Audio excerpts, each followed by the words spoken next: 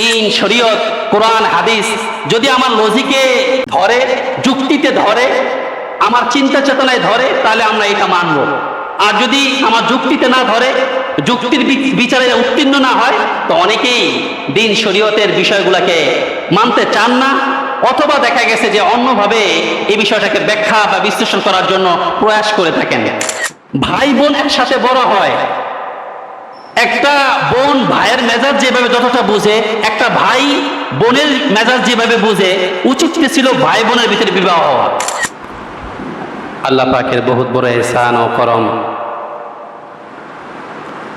পবিত্র এই জিলহজ মাসের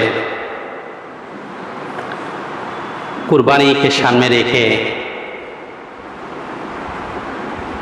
আল্লাহ তাআলা আমাদেরকে দুনিয়ার হাজারো শুগল থেকে পৃথক করে আল্লাহ পাকের মহব্বতে তাকে সাড়া দেওয়ার জন্য আল্লাহ তাআলা নির্বাচন করে মসজিদে নিয়ে এসেছেন।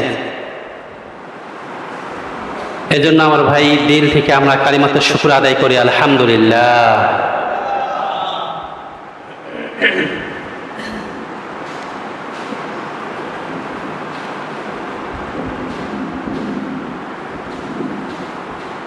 আজকে শুক্রবার, শনি রবি সোম, আল্লাহ পাকের জন্য আমরা কুরবানি করব। গত সপ্তাহে কুরবানির মাহাত্ম্য নিয়ে, কুরবানি মূলত আমাদের কাছে কি চায়, এটা নিয়ে আলোচনা হয়েছে।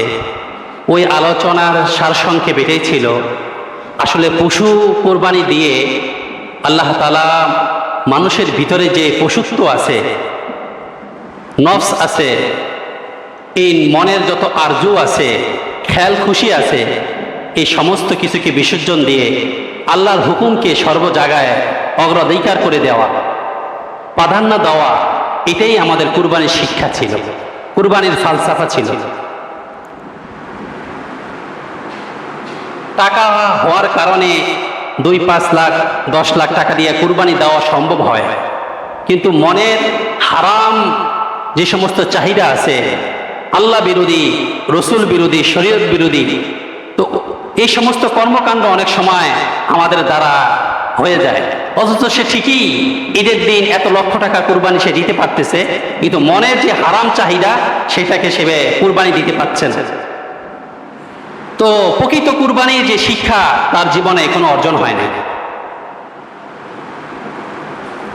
আজকে যে আলোচনার বিষয় সেটা হলো কুরবানি আসলে আরেকটা দিক। একটা হলো নিজের পশুত্ব, নিজের ভিতরে যত আবেগ, নিজের ভিতরে যে জল্পনা কল্পনা, এই সমস্ত কিছু আল্লাহর উপরে উজাড় করে দেওয়া। সাইয়্যিদুনা হযরত ইব্রাহিম খলিলুল্লাহ, যখন আল্লাহ তাআলা তাকে তার মাসুম বাচ্চা, নির্দোষ বাচ্চা তাকে কুরবানি করার জন্য বলা হইল, তো এটা নবীর দিলে এক মুহূর্তের জন্য আসলো না। সে তো মাসুম, তার তো কোনো দোষ নাই, তাকে কেন কুরবানি করা হবে? আর যাকে কুরবানি দেওয়া হবে তার মনেও এই জিনিসটা আসলো না যে আমি তো কোনো অন্যায় করি নাই, তা কিসের জন্য আমাকে আমার আব্বা আল্লাহর জন্য কুরবানি দিবে? যুক্তির ঊর্ধ্বে যায়া ভালোবাসায় ইব্রাহিম আলাইহিস সালাম তো খলিল ছিলেন। খলিল ওই মানুষটাকে বলে, ওই নবীকে বলে যে ভালোবেসে আল্লাহর জন্য সবকিছু বিসর্জন দিয়ে দিচ্ছে। তো সেখানে কোনো প্রশ্ন করে নাই, কোনো লজিক নাই, কোনো যুক্তি খাটায় নাই। আমার ভাই, আজকের দুনিয়াতে সর্ব জায়গার ভিতরে যে জিনিসটা, সেটা হলো অনেক বিষয়, দিন, শরীয়ত, কোরআন, হাদিস যদি আমার লজিকে ধরে, যুক্তিতে ধরে, আমার চিন্তা চেতনায় ধরে, তাহলে আমরা এটা মানব। আর যদি আমার যুক্তিতে না ধরে, যুক্তির বিচারে উত্তীর্ণ না হয়, তো অনেকেই দিন শরীয়তের বিষয়গুলোকে মানতে চান না, অথবা দেখা গেছে যে অন্যভাবে এই বিষয়টাকে ব্যাখ্যা বা বিশ্লেষণ করার জন্য প্রয়াস করে থাকেন। যেমন নাকি এখনো এই 2-1 দিন পরে যখন কুরবানি হবে, অনেক মানুষের প্রশ্ন এখানে যে এত পশু জবাই করে দেওয়া হবে, এই পরিমাণ গো হত্যা, এটা তো দেশের অর্থনৈতিক দিক থেকে অনেক একটা লসের বিষয়, দেশের অর্থনৈতিক দিক থেকে অনেক বড় একটা খারাপের বিষয়। আমার ভাই, কুরবানি গরু, উট, ছাগল, মহিষ যেগুলো দেওয়া হয়, পুরা পৃথিবীর 250 কোটি মুসলমান কুরবানি করে থাকেন। তো যদি আপনি যুক্তির বিচারে বিচার করতে যান, এটার তুলনায় তো কুকুর, সে তো জন্ম দেয় 6টা করে 7টা করে, তো এতটা বরকত দেখা যায় না।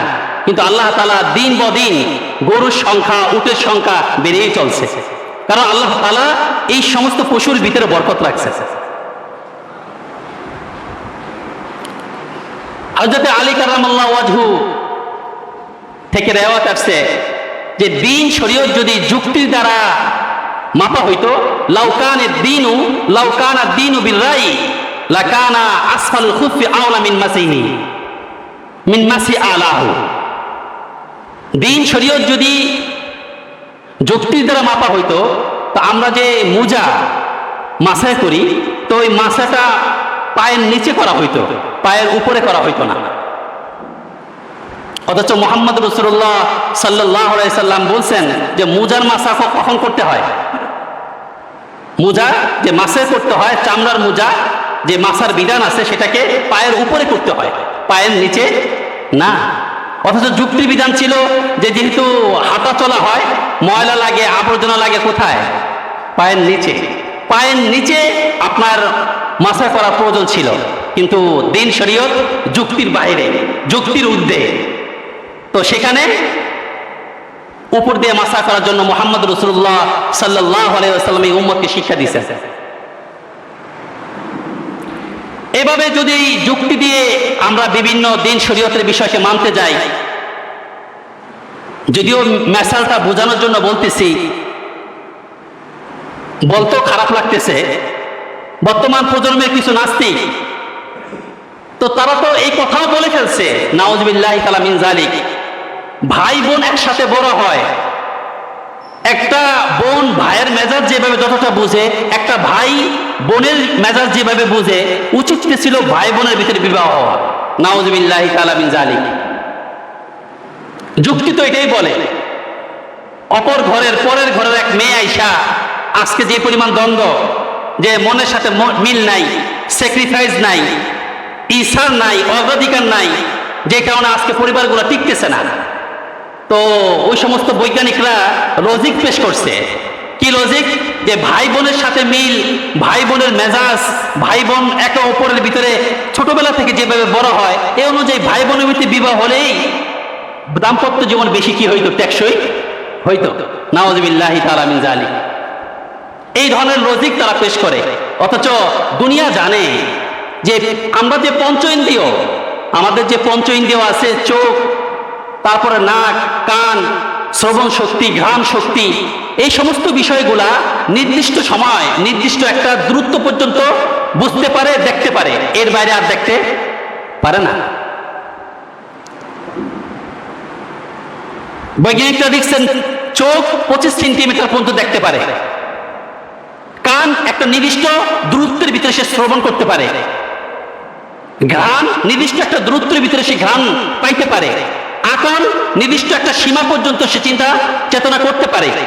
যে কারণে যারা বিজ্ঞান রিসার্চ করে তখন তথ্য দিয়ে শুরু হয়, এরপর তথ্য, উপাত্ত, গবেষণা, এরপর উপরে যায়, এরপর একটা সময় ভুল হইলে আবার পিছনের দিকে সে ফিরে আসে। বুঝা যায় আকলের ভুল হয়। আমার ভাই, আমার বলার উদ্দেশ্য এই যে দিন শরীয়ত যেটা আল্লাহ তাআলা আমাদেরকে দান করছেন, এটা এমন এক দিন, এমন এক মোকাম্মেল দিন, আমার বুঝে আসুক বা না আসুক, এই দিনের ভিতরে আমার কল্যাণ, আমার সুখ, আমার শান্তি সবকিছু নিহিত।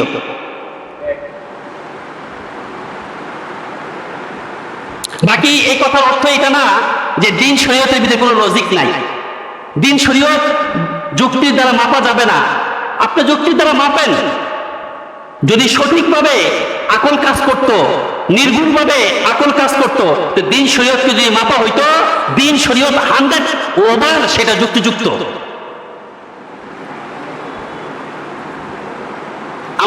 আলোচনার যে মেইন এবং ফোকাস করার উদ্দেশ্য, সেটা আমার ভাই সাইয়্যিদুনা ইব্রাহিম আলাইহিস সালাম কোনো যুক্তি খাটান নাই। আল্লাহর পক্ষ থেকে যখন এই অর্ডার চলে আসলো যে আমার জন্য তোমার সবচেয়ে প্রিয় বস্তুটা, দীর্ঘ বয়স পরে পাইছো যে এই বস্তুটা, যে সন্তান, সেটা আমার জন্য কুরবানি করো, হযরত ইব্রাহিম আলাইহিস সালাম রেডি হয়ে গেছে। আলাদাভাবে সেখানে কোনো যুক্তিকে খাড়া করার নাই। এটা ভালোবাসার দাবি, এটা মহব্বতের দাবি। ওয়াল্লাযীনা আমানু আশাদ্দু হুব্বান লিল্লাহ। এজন্য আল্লাহ পাক পবিত্র কোরআনে বলছেন যে যাদের সিনায় আমার ঈমান আছে, আমি আল্লাহর প্রতি বিশ্বাস আছে, তাদের দিলের ভিতরে আমি আল্লাহর প্রতি সীমাহীন মহব্বত আর ভালোবাসা আছে। এটা এখানে ওয়াল্লাযীনা আমানু বলা হয়েছে।